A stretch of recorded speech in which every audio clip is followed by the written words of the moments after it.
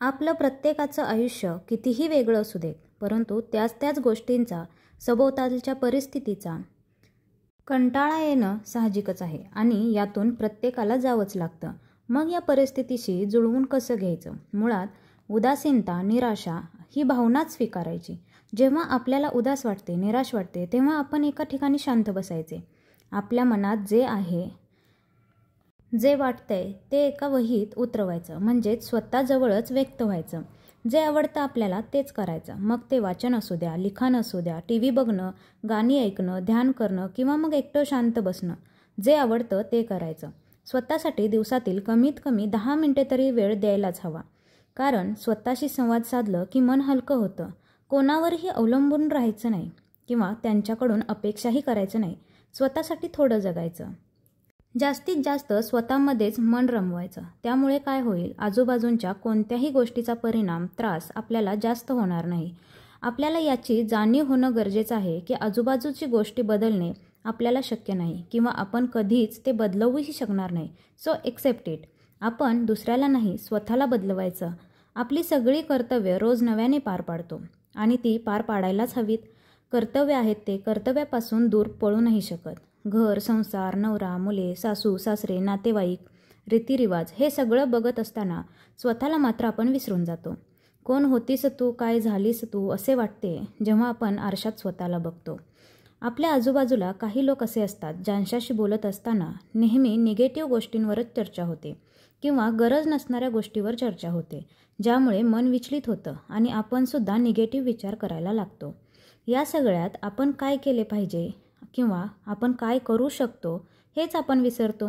Confidence जो आहे तो आपण हरवून बसतो. तुला हे येणार नाही, जमणार नाही असे कोण म्हटलं की आपण डिमोटिवेट होतो आणि जे आपल्याला येत होतं ते सुद्धा आपण करायला घाबरतो. परंतु सगळेच सर्व गुण संपन्न असतात का हो? जर हाताची 5 बोटे एकसारखे नाहीत तर आपण ही का अपेक्षा करायची की आपण खूप मागे आहोत किंवा आपण काही करू शकत नाही? पुढची व्यक्ती जॉब करत असेल तर तुम्ही तुमचं घर उत्तम सांभाळत आहात. एक जॉब करणारी व्यक्ती जॉब आणि घर सांभाळत असेल तर तुम्ही सुद्धा घरासोबत घराची संपूर्ण जबाबदारी सांभाळताय. शिवाय प्रत्येकाची एक वेगळी ओळख असते. जसं की एखादी टीचिंगमध्ये एक्सपर्ट असते, एखादी विणकाममध्ये एक्सपर्ट असते, एखादी चित्र काढण्यात एक्सपर्ट असते, तर कोण स्वयंपाक उत्तम करत असतं. अगदी स्वयंपाकातील एक ना एक गोष्ट उत्तमरित्या जमते. कोणच कोणापेक्षा कमी नसतं. त्यामुळे मी कोणापेक्षा कमी नाही असे स्वतःला ठणकावून सांगायचं. कोणाशी तरी कम्पेअर करून मला ते का नाही जमत या गोष्टीने स्वतःला त्रास करून घेऊ नका. जे जमतंय ना तेच वेगळ्या पद्धतीने करायचा प्रयत्न करा. मग तुम्हाला जे जमत नाही याच्याकडे लक्ष द्यायला वेळच मिळणार नाही. बघा, साधी चपातीसुद्धा आपण 4 प्रकारे करू शकतो. घडीची चपाती, 4 पदर चपाती, 2 पदर चपाती, वेगवेगळ्या घड्या घालून आपण करू शकतो. जर एका चपातीत एवढं आपण ट्राय करू शकतो तर त्यामध्ये अजून मसाला जर टाकला तर मसाली रोटी बनते. त्यात स्टफिंग भरलं की पराठा होतो. अजून काही यायला पाहिजे एका गृहिणीला? जॉब करत नसले तरी 24 तास ऑन ड्युटी असते एक गृहिणी. हाऊसवाईफ सांगताना खरंच अभिमान वाटला पाहिजे ना, कारण आपण स्वतःचे मालक असतो. कंपनी आपलीच, एम्प्लॉई आपणच आणि आपणच आपल्याला आवडणारी गोष्ट आवडणाऱ्या ठिकाणी ठेवू शकतो. कारण जास्त करून आपल्या ऑफिसमध्ये म्हणजेच आपल्या किचनमध्ये आपण सगळं आपल्या मर्जीनुसार करतो. किचनमध्ये लाईट गेली तरी डोळे झाकून सांगू शकतो की कोणती वस्तू कुठे ठेवली आहे. अगदी कोणतीही वस्तू आपण हलवल्याशिवाय ती हलत नाही. म्हणजे बघा, एखादी वस्तू जर एका ठिकाणी ठेवली मग ती कुठेही असो, अगदी खिडकीत, टिपॉयवर, खुर्चीवर, अगदी हॉलमध्ये मधोमध ठेवून बघा आणि दिवसभर तुम्ही नका हात लावू त्या वस्तूला. तिथून ती वस्तू अजिबात हलणार नाही आणि कोणी उचलणारही नाही. जोपर्यंत आपण नाही उचलत तोपर्यंत ती वस्तू तिथेच पडते. मग आपण हाऊसवाईफ स्वतःला का कमी समजतो? एका वेळी बरीच कामं आपण करू शकतो. अगदी मल्टीटास्किंग चालू असतं तरीसुद्धा स्वतःचा तर विचार करायला हवाच ना. कधीतरी किचनमध्ये पाय ठेवणारे हे इथंच ठेवलंय, ते तिथंच ठेवलंय असं करून नावं ठेवतात. पण आपल्याला माहीत की ती वस्तू तिथे का ठेवली आहे. काही गोष्टी आपण हातालगत का ठेवतो पण त्यांना नाही कळणार. त्यामुळे सांगायचा प्रयत्नसुद्धा करायचा नाही. कारण क्षणभरासाठी ज्ञान देऊन जाणारे खूप भेटतात, मूड ऑफ करून जातात. पण आपण ठरवायचं की कोणासाठी, कशासाठी आणि कोणत्या गोष्टीसाठी आपण किती महत्त्व द्यायचं. काही गोष्टी सोडून द्यायच्या असतात. आपण स्वतःमध्ये खुश राहायचं. जे मनात येतं ते स्वतःला सांगायचं, म्हणजेच वहीत लिहायचं. कुठेतरी व्यस्त राहायलाच पाहिजे. मन मोकळं केलं म्हणजे उद्या पुन्हा नव्याने काहीतरी घडलं की त्यासाठी जागा रिकामी होते. मनात ज्याच गोष्टी ठेवायच्या ज्याने आपल्याला आनंद मिळतो, पॉझिटिव्ह वाटतं. कारण बघा, जर एखादी गृहिणी पॉझिटिव्ह असेल तर संपूर्ण घर पॉझिटिव्ह राहतं आणि घरात पॉझिटिव्ह वातावरण असेल त्यामुळे सगळेच खुश राहतात आणि आपण आपली चिडचिडसुद्धा होत नाही. घरात प्रसन्न वातावरण म्हणजे सुखी समाधानी कुटुंब दिसतं. या उलट एक गृहिणी जर निगेटिव्ह विचारात गुंतलेली असेल तर सारखी चिडचिड करत असेल तर छोट्या छोट्या गोष्टी लावून धरत असेल, मग राग निघणार तो कोण? आपल्या हक्काच्या माणसावर. आणि ते बिचाऱ्यावर सुद्धा आपला राग निघतो, तो म्हणजे नवरा. आणि नाहीतर तिथे राग नाही काढू शकला तर मार खायला आहेतच की मुलं. मग एवढं सगळं करून डोकं जेव्हा शांत होतं आणि आपण विचार करतो त्यावेळेला आपल्याला पश्चाताप होतो. त्यामुळे नेहमी प्रसन्न आणि पॉझिटिव्ह राहायचं, स्वतःला बदलायचं, परिस्थिती आपोआप बदलते. त्यामुळे बी पॉझिटिव्ह अँड स्टे हॅपी हा नियम स्वतःला घालून द्यायचा. आपल्या निराश राहण्याने जर कोणाला फरक पडतो का आणि किंवा जबाबदाऱ्या सोडू शकतो का, हे स्वतःला एकदा विचारून बघा. जर याचं उत्तर नाही आहे तर जे आहे ते स्वीकारायचं, पण स्वतःसाठी वेळ द्यायचा. कारण आपणही एकही दिवस आजारी पडून चालत नाही. सगळी कामं जिथल्या तिथे पडतात. दिवसाचं संपूर्ण गणित बदलतं. आजारी असूनही उठून काम तर करावंच लागेल. म्हणून स्वतःकडे थोडं लक्ष दिलं तर आपण आनंदी राहू शकतो आणि आपण आनंद राहिलं की आपलं कुटुंबसुद्धा आनंदी राहतं. कोण काय म्हणतं याने आपल्या आयुष्यात उदास निराश राहणं सोडून द्यायचं. कारण जीवनात आपण बाकीच्या गोष्टी विकत घेऊ शकतो, पण कितीही श्रीमंत असणारा माणूस लाखो रुपये देऊनसुद्धा क्षणभराचा आनंद विकत नाही घेऊ शकत. त्यामुळे आज पैसा आहे तर उद्या नाही, पण आजच आयुष्य निघून गेलं तर उद्या ते परत येत नाही.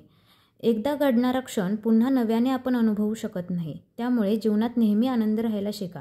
कारण समाधान एक अशी गोष्ट आहे जिला गरीब श्रीमंत कळत नाही. जो अनुभवतो तोच खरा श्रीमंत असतो. त्यामुळे समाधानी असाल तर नक्कीच आनंदी राहाल. आनंदी राहण्यासाठी आपल्याकडे सगळ्याच गोष्टी किंवा सगळ्याच सुखसोयी असायलाच पाहिजेत असं नाही. आपण छोट्या छोट्या गोष्टींमध्ये सुद्धा आनंद घेऊ शकतोच की. रोज रोज तेच बघूनसुद्धा आपल्याला कंटाळा येऊन जातो. आपल्याला आपल्या आजूबाजूंच्या गोष्टींचा जर कंटाळा येतो तर आपल्याला नवीन काहीतरी करण्याची गरज आहे हे स्वतःला सांगून द्यायचं. कारण प्रत्येक दिवस कंटाळवाणा झाला आहे. त्याच अंथरुणात जाग येते, त्याच खोलीत नाश्ता करतो, तेच शेजारी पाजारी, रोज तेच तेच चाललं आहे. आपल्याला प्रत्येकाला हेच वाटतंय ना की रोजच्या अशा जीवनाचा कंटाळा यायला लागला आहे आणि एका ठिकाणाहून दुसऱ्या ठिकाणी आपल्याला जावंसं वाटते किंवा प्रवास करावासा वाटतो. एकाच ठिकाणी कंटाळा येतो, निराश वाटायला लागतं, कुठेतरी फिरायला जावंसं वाटतं, मन मोकळे आनंदाने जगावंसं वाटतं. पण या रोजच्याच सगळ्या गोष्टींमुळे आपण रोजचा एखादा असा स्पेशल क्षण असतो जो आपण अनुभवायला किंवा त्याचा आनंद घ्यायला मात्र आपण विसरून जातो. छोट्या छोट्या गोष्टीतला आनंद म्हणजे काय, तर आपण एखादं जर झाड लावलेलं असेल आणि त्या झाडाला जर खूप छान फुले लागलेली असतील तर फुले बघून आपल्याला किती प्रसन्न वाटत असतं आणि खरं तोच आनंद असतो. खूप सारा पैसा दिला किंवा आपल्याला पाहिजे त्या गोष्टी विकत आणल्या म्हणजेच सुख मिळतं असं नाही. कारण आपण प्लॅस्टिकची कितीही सुंदर फुलं आणली तर त्या फुलांचा सुवास मात्र आपल्याला येत नाही. पण आपल्या अंगणातील मोगऱ्याच्या झाडाला एक फूल जरी लागलं ना तरी संपूर्ण परिसरात त्याचा सुगंधाचा दरवळ सुटतो. मग त्याच ठिकाणी खूप सारे पैसे देऊन आपण आर्टिफिशियल प्लांट्स वगैरे घरी आणून ठेवतो किंवा खूप सारे अशा शोपीस आपण आणून ठेवतो. त्याचा आपल्याला खरंच काही उपयोग होत नाही. परंतु काही ठराविक निर्जीव गोष्टीसुद्धा अशा असतात ज्यामध्ये आपला जीव गुंतलेला असतो. म्हणजे एखाद्याने दिलेली स्पेशल भेट असते किंवा कोणाची तरी आठवण म्हणून आपण ती वस्तू ठेवलेली असते. फार जीवापाड आपण जपतो त्या वस्तूला, पण त्या वस्तूबरोबरच आपण आनंदाचे क्षणसुद्धा जपून ठेवलेले असतात. त्याबरोबर ती वस्तू पाहिली की कसं प्रसन्न वाटतं किंवा तो आनंदाचा क्षण आपल्या क्षणात डोळ्यासमोरून निघून जातो किंवा हे सगळं आत्ताच घडलंय असं वाटायला लागतं आणि तो क्षण आपण जगलेला असतो. खरं तर आत्ताच्या दिवसातील प्रत्येक गृहिणीचं फिक्स शेड्यूल झालेलं असतं की सकाळी उठायचं, झाडलोट, त्यानंतर मुलांचा टिफिन बनवा, सगळ्यांसाठी स्वयंपाक, नाश्ता, चहा, पाणी, भांडी, घर स्वच्छ ठेवायचं आहे, टापटीप ठेवायचं आहे, कोण आलं तर काय म्हणेल, या सगळ्या गोष्टीत इतका व्यस्त झालेल्या असतात की स्वतःकडे लक्ष द्यायला त्यांना एक सेकंदसुद्धा मिळत नाही. बऱ्याच जणी अशा असतात की त्या आपला जॉब सांभाळून घरसुद्धा सांभाळत असतात. मग त्यांचं किती बिझी शेड्यूल असतं. मग त्या स्वतःसाठी आनंद कधी घेत असतील, स्वतःचं लाईफ कधी जगत असतील. रोज त्याच कटकटींचा खरंच कंटाळा यायला लागतो. मग वाटतं की खरंच आपण स्वतःसाठी थोडं जगलं पाहिजे. पण तोपर्यंत वेळसुद्धा निघून गेलेली असते. कारण एकदा गेलेला क्षण आपण पुन्हा अनुभवू शकत नाही. जी वेळ जाते ती खरंच निघून जाते. त्यामुळे प्रत्येक आनंदाचा क्षण हा आपण भरभरून जगला पाहिजे. दिवसभरात ज्या पॉझिटिव्ह गोष्टी घडतात त्याच आपण फक्त लक्षात ठेवायच्या. ज्या निगेटिव्ह गोष्टी घडलेल्या असतात त्या आपण विसरून जायचं. परंतु निगेटिव्ह गोष्टींमधून सुद्धा काहीतरी आपण पॉझिटिव्ह शिकलेलं असतो. कारण काही जर आपल्या चुका असतील तर ते सुद्धा आपण बदलवू शकतो. त्यामुळे आपल्या सभोवतालच्या गोष्टी जर बदलणं आपल्याला शक्यच नसेल तर आपण स्वतःला बदलवून घ्यायचं. दिवसभरातील कमीत कमी 10 मिनिटे तरी खरंच स्वतःला द्यायला हवीत. आणि त्या 10 मिनिटात जे आपल्याला आवडतं, मग त्यात कोणतीही गोष्ट असू दे, अगदी लिखाण करणं, गाणी ऐकणं, ध्यान करणं किंवा एखाद्या ठिकाणी शांत बसणं, जे आवडतं ना ते स्वतः करायचं. जेव्हा आपण स्वतःशीच गप्पा मारू ना किंवा स्वतःशीच संवाद साधू ना, त्यावेळी आपल्याला खरंच कळतं की आपण किती गोष्टी जगायचं राहून गेलं. एखाद्या छोट्याशा गोष्टीचा राग मनात धरून जो काही आनंद होता ना, तो आनंद अनुभवायचा आपण विसरून गेलो. त्यामुळे ना या सगळ्या त्रासांचा त्रास कमी करायचा असेल ना तर स्वतःला बदला. परिस्थिती ना आपोआप बदलते. संपूर्ण आयुष्य आपण दुसऱ्यासाठीच जगतो असं नाही. दिवसातील थोडा वेळ तरी आपण स्वतःसाठी जगतो. मुलांचा आनंद बघून आपल्यालाही आनंद होतो किंवा पतीची प्रगती बघून आपल्यालाही आनंद होत असतो. त्यामुळे आपण खरंच आनंदी जगत असतो, पण ते अनुभवायचं मात्र आपण विसरून जातो.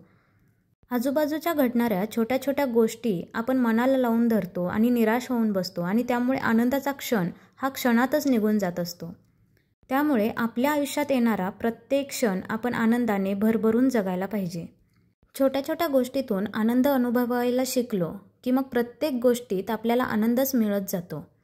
कारण आपण जर पॉझिटिव्ह राहिलो तर प्रत्येक गोष्टीत आपल्याला पॉझिटिव्हिटी दिसत असते. आणि याच पॉझिटिव्ह क्षणामुळे आपला आनंद किंवा आपलं आयुष्य जे आहे ते अगदी आपण भरभरून जगू शकतो. त्यामुळे स्वतःला बदला, परिस्थिती आपोआप बदलेल. तर आजचा हा व्हिडिओ तुम्हाला कसा वाटला हे कमेंटमध्ये मला जरूर सांगा. व्हिडिओ आवडला असल्यास व्हिडिओला लाईक करा व चॅनलला सबस्क्राईब करायला मात्र विसरू नका.